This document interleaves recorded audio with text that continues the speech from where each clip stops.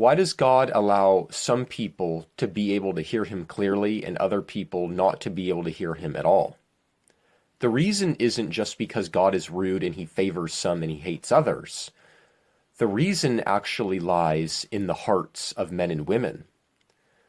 For those who are on the outside, God does not give it to them to know his mysteries of the kingdom. That's why he spoke to people in parables. Jesus did not speak to people in parables to make it easy for anyone. In fact, he spoke in parables to make it impossible for the outsider to know what he was speaking about.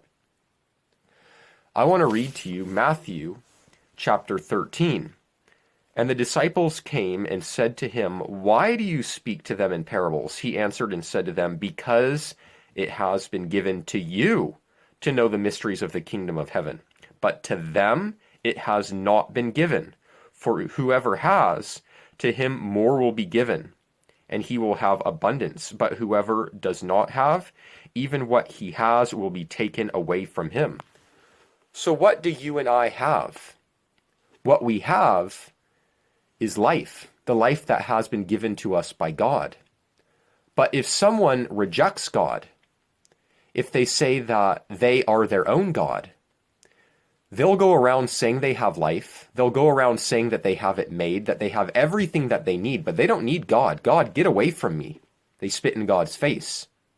Well, even what they think they have, their false hope, their money, their possessions, their mammon, even what they think they have is going to be stripped away from them.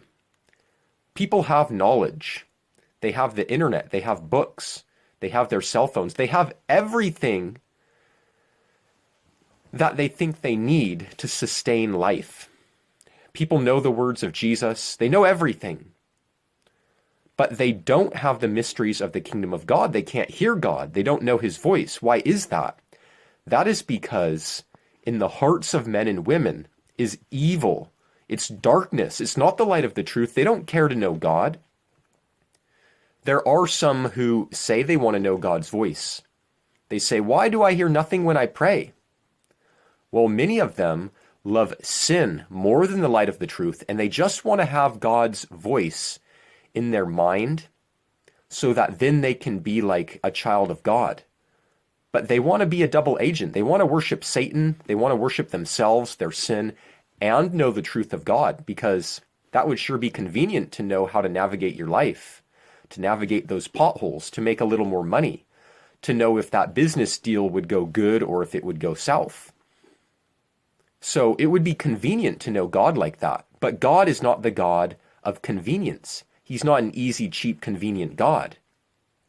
That is why Jesus spoke to people in parables, so that those who really seek after him will get to know his voice for real.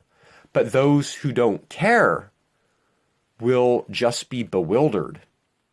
They can make up their own doctrines of everything Jesus said and make up their own ideas, twisting those parables to mean whatever they want.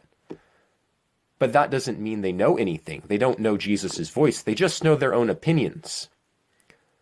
But for those of us that want to know our Master's voice, we have to diligently seek his voice, not other people's opinions, not what the pastors are saying, not what the theologians have recorded in their books about the words of Jesus, but we have to do the hard work of getting into a relationship with Jesus Christ, praying to him, saying, "Lord, fill me with your Spirit, teach me." You know, our ears have been given to us by God. He is the one that created our ears, not people. So why are we going to men, asking men to open our ears to hear God correctly, who's created our ears? We're doing it all wrong if we're doing it like that. We need to go to the source. Jesus Christ is the source. He created all things, both physical and invisible, and spiritual and invisible. He created the ears of our spirit, our conscience, that we may hear him in the bottom of our soul. We need to go to our Creator and say, "Open my ears that I may hear you correctly. Open my eyes that I may see you clearly. I don't want to go to men anymore as my teacher. Let every man be a liar, but let you, Lord, be the truth.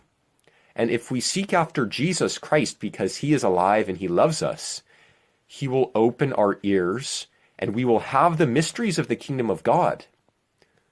But if we try to go through a middleman, through a pastor, through a prophet, and if we really just want religion, if we just want God as a genie to be able to give us the desires of our flesh, then we will never have the mysteries of the kingdom of God.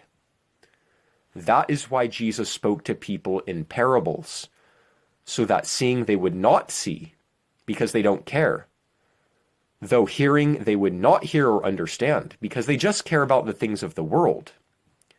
It all comes down to our heart condition. What is inside of our soul? Do we desire the truth with everything we have? Will we die for the truth? Or will we die making ourselves our own God because we're selfish? We want to preserve our own life, our own family, our own American dream. What are we living for? Do we really care to live for the kingdom of God, his righteousness, for the gospel? Or are we just trying to preserve our own lives?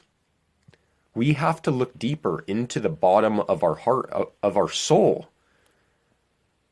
Evaluate your own soul. Do you want to know Jesus Christ for real? If you do, you have to go straight to him. Stop going to men, to prophets, to leaders. Go to Jesus Christ because he created you. He created your ears and your eyes. And if you want your ears and eyes open, you have to go to the one that opened the ears of the deaf and opened the eyes of the blind. That's Jesus Christ. May the grace of Jesus be with you.